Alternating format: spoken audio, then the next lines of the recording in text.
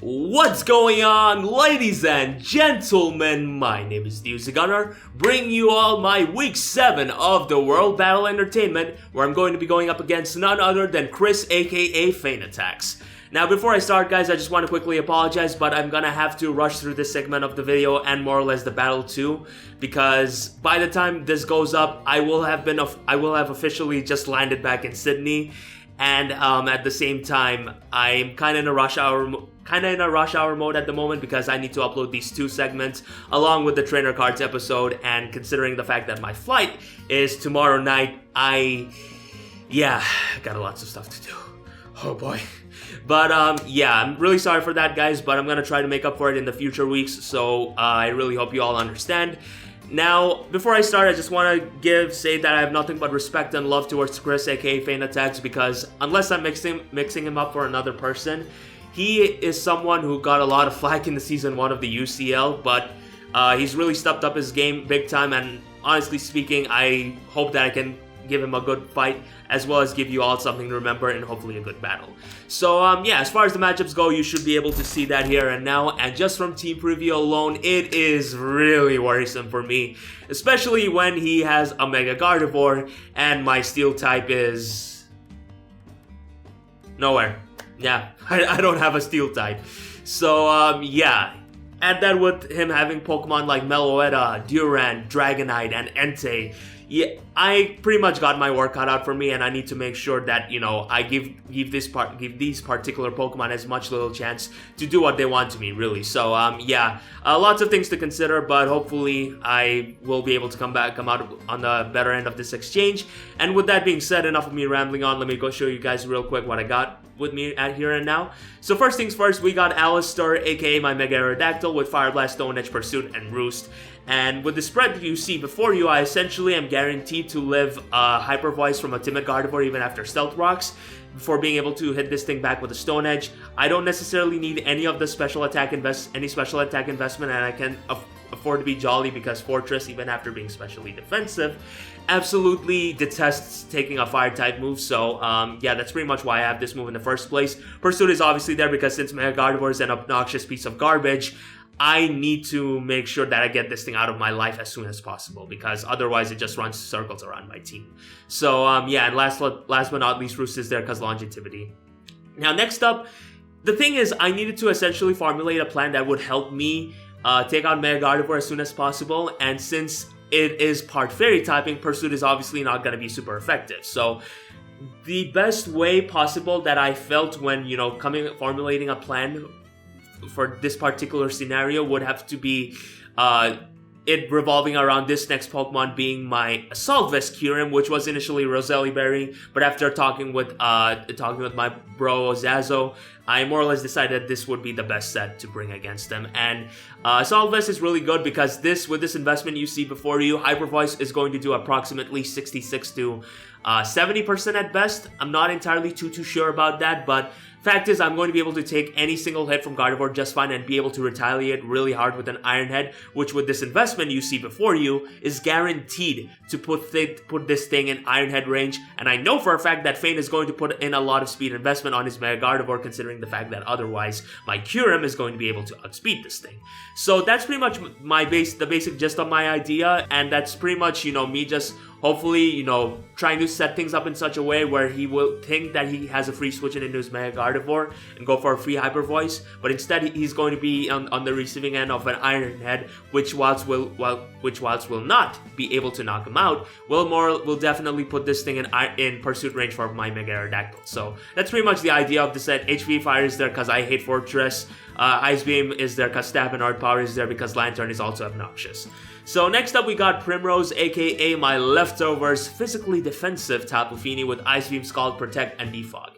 Now this Pokemon was initially Calm Mind, but after thinking about this and talking with Zazo about it, of course, I realized that this set is easily the best one against him because this puts a hard stop to Pokemon like his Flygon and especially his Dragonite, both the Pokemon which I definitely see can be running Z moves this week. And Protect is mainly there because, you know, Leftovers recovery is really good. I need to make sure I keep this thing healthy no matter what, and Defog is obviously there because I hate hazards, and when you consider the fact that 3 of my Pokemon hate it, this is an absolute must. And Ice Beam is there over Moonblast because Ice Beam more or less ensures the fact that his Dragonite as well as his Flygon won't necessarily be able to take any hit whatsoever. The special attack investment is pretty much just here to better my odds of being able to knock out a Flygon that has some form of HP investment in it. And at the last but not least, Protect is also very important because it also stops his Z moves in his Flygon and his Dragonite. So yeah, that's pretty much the gist of it. Now next up we got Nakamura aka My Mian Xiao with High Jump Kick, U-Turn, Poison Jab, and Stone Edge. Life Orb is easily the best set here because it absolutely obliterates Mega Gardevoir, and at the same time being able to spam whatever move I want is a very good thing. And realistically speaking, his only probable switch in would have to be his Fortress, which judging by my team composition isn't going to be doing too much in this match to begin with. And when you consider that with the fact that, you know, his only other probable switch in would have to be his Dragonite, which doesn't necessarily appreciate a Stone Edge to the Dome after, this set easily is guaranteed to put in a lot of work. I just gotta, you know, take this thing in at the right time, really. But yeah.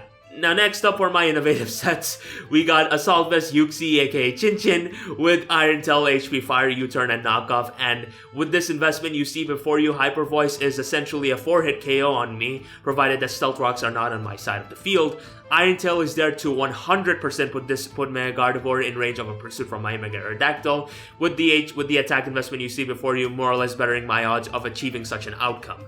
And HP Fire is there because, again, I hate Fortress. U-Turn is there because Momentum, and Knockoff is there because it is pretty good at dealing with Pokemon like Choice Scarf, Meloetta, as well as, you know, other probable Pokemon that could potentially be Choice Scarf and essentially give my Nakamura free reign towards just pretty much kicking something in the face immediately after. So you do the math.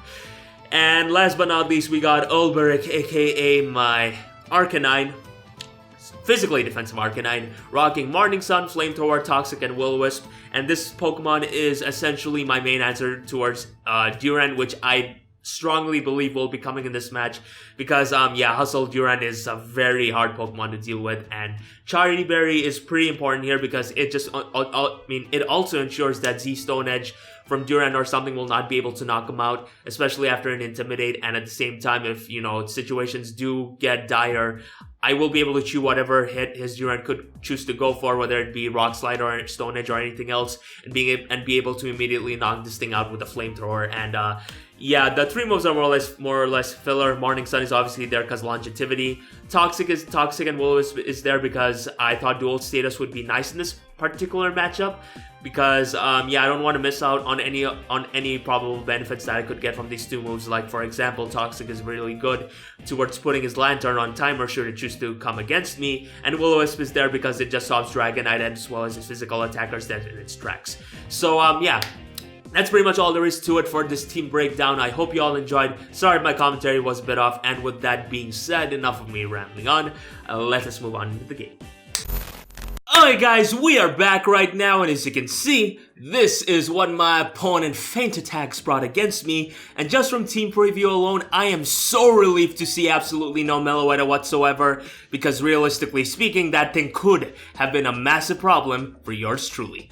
Otherwise, if there's anything that I'm more or less worried about with his particular lineup, it would definitely have to be his Mega Gardevoir, and especially his Durant, considering the fact that Hustle is a very obnoxious ability to begin with, and provided that it hits his moves, not even my Arcanine can pretty much wall this thing all day, every day. So yeah, that's pretty much the gist of it. Now, as far as leads go, Kyurem once again looks absolutely phenomenal here because there is absolutely no Pokemon in his composition that wants to stay in on this thing other than his Durant or his Mega Gardevoir, which I have a very specific plan for, which I already told you all earlier on. So with that in mind, I'm going to just lead off with just that. And with that being said, enough of me rambling on. Let's see how this match turns out, shall we? So I'm going to be challenged by Pokemon trainer Christian as he leads off with his Lantern, as I am going to lead off with my Kyurem, and this is absolutely phenomenal because now I have nothing stopping me from going straight for Nerd Power. and he has absolutely no switch in for that other than his Dragonite, which obviously will not want to switch in because of ice coverage. So he's gonna go out into his Fortress, and it's gonna take that, you know, Earth Power pretty decently well, but with that damage output, I know for a fact that Hidden Power Fire has a very likely probability of knocking him out, and just like that, we are able to take out his only proper response to my Mienshao, and I couldn't be any more happier. So out comes the Durant. Honestly speaking, this is a no-brainer sort of play. I'm gonna go out in my Olberg because this is my dedicated switch in for this thing, as his Durant is going to go straight for an Iron Head, and that is going to do an okayish amount of damage.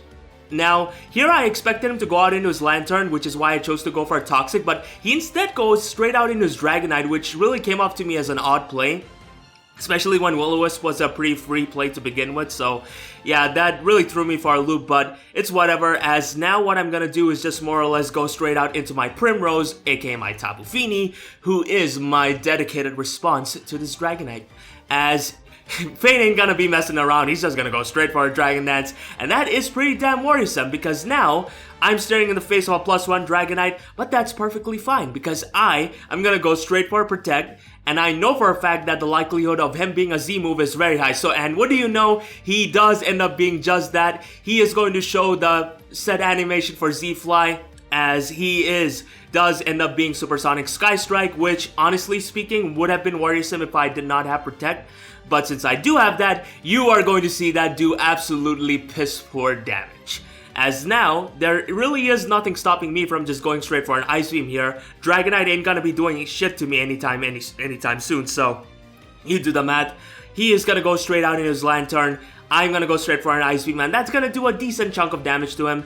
And here, I'm going to see that he does not have any leftovers with him, which was kind of odd to me because I thought that he would be a defensive Lantern or something. As now more or less just gonna go for Protect, try to get myself back up to a decent amount of HP because I need to make sure that my Tapu Fini is healthy for the remainder of this match. As now, I'm more or less gonna go out into my Kyurem because this was my best Volt switch in to begin with, as he's gonna go for just that, and this is absolutely phenomenal because I'm praying that he goes out into his Mega Gardevoir, and what do you know, he does just that, and this is perfect because now I know for a fact that Hyper Voice is not going to be able to knock me out, because I have a strong suspicion that he will most certainly be a timid Mega Gardevoir, as he is going to get his Mega Evolution off, he's going to go for a Hyper Voice, and that is not going to be able to knock me out, and I'm going to go straight for an Iron Head here and now, and this 110% puts this thing in pursuit range of my Mega Aerodactyl. So just like that, my plan is working out just fine. Now I'm just gonna go out into my Uxie because this was my dedicated switch into this thing. It's not gonna do nearly enough, as now what I'm gonna do is just pretty much go straight for a knockoff. I mean a U-turn, because I figured that would be my best play. He goes hard out into his Entei, which you know what, is perfectly fine really. Now here I more or less make a pretty unnecessarily aggressive play, and that is by going out into my Mega Aerodactyl, pretty much risking him being a Chardy Berry with Will-O-Wisp, or you know, Choice Scarf with Stone Edge or Iron Head. And that probably was a bad play on my end, but I did my calcs. I live any single hit, as he does end up being Choice Scarf. Stone Edge is not going to be able to knock me out, as I'm going to retaliate with a Stone Edge of my own and get rid of another massive threat to my squad. As honestly speaking, now I'm looking pretty good here. And now I know for a fact that he's gonna go for a Volt Switch, and figured that, you know what, I'm trying to be slick, I'm gonna just go for a Roost and try to get myself back to a decent amount of HP. He's gonna go for a Volt Switch, and that still does so much damage to me, which more or less shows that he most certainly is a Choice Specs variant, which I definitely did not expect going into this matchup. So now I'm more or less gonna just go hard into my Chin-Chin, expecting him to go for a Rock type move or something along those lines, as unfortunately he does end up missing. And now at this point in the juncture, there's really nothing stopping me from just going straight for a knockoff here and now, and get him down to a decent chunk of damage. Get a decent chunk of damage off on that thing, as now I'm more or less gonna just go straight for a U-turn here. Unfortunately, I do end up outspeeding this thing despite being minus speed nature, as yeah, I'm just gonna go out in my Kyurem, just stacking this thing off. He goes straight for a Hydro Pump, and that is gonna do absolutely piss poor damage. Now here I make a really unnecessary play, try to stun on my opponent by just going for an Ice Beam, predicting him to go for a Dragonite, go into Dragonite and try to pick me off with an E-Speed, as that is gonna pretty much just work against my favor, as now he more or less has a free switch into his Mega Gardevoir, and not wanting my Uxie to take unnecessary damage, specifically for his Durant, I'm going to let my Kyurem bite the dust, which is honestly kind of unfortunate, but that's perfectly fine because now I more or less just, you know, have full liberty to go out into my Alistar, go straight for a Pursuit, and even though he didn't switch out, it's definitely gonna 100% knock this thing out because Tough Claws is a glorious ability. So yeah, out comes the Durant now, and here I'm more or less just gonna go out into my Uxie again because I want to keep my Charity Berry on my Arcanine no matter what the cost may be, as he's gonna make a glorious prediction by just going straight for an X-Scissor, which will knock me out, which is kind of unfortunate, but at the same time it's perfectly fine really because now there's really nothing stopping me from just getting a kill with high jump kick. So that is exactly what I'm gonna do with the King of Strong Style, and just like that, Lantern is gonna bite the dust, which again was not a proper play on my behalf when I chose to Ice Beam that thing instead of just killing this thing with an Art Power, because had I killed that thing off, he wouldn't have that sack to begin with. So yeah, that's kind of unfortunate, as now what I'm gonna do is just pretty much sack on my Alistar. Again, I'm gonna make sure that my Arcanine stays alive no matter what the cost may be, and he unfortunately misses his superpower, as now I'm pretty much just gonna take this as the perfect opportunity to go out into my Tapu Fini and make sure that I'm not forced to, you know, let any other Pokemon die really, because yeah, I need to make sure I get myself back into